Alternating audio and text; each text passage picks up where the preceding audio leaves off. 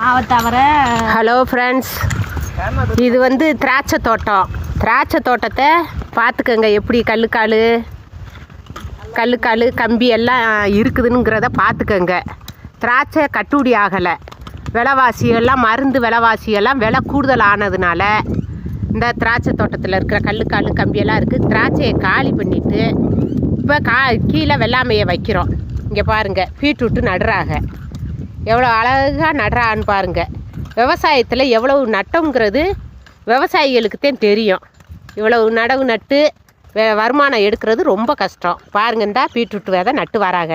கீழே சொட்டு நீர் போட்டிருக்குறோம். எப்படின்னு பாருங்கள். இந்த நடுங்க. விதையை காட்டுமா, பீட்ரூட் விதையை காட்டு, பீட்ரூட் விதையை காட்டு. இங்கே பாருங்கள், இதுதான் பீட்ரூட் விதை. பார்த்துக்கங்க, எப்படி நடுறோங்கிறத பார்த்துக்கங்க.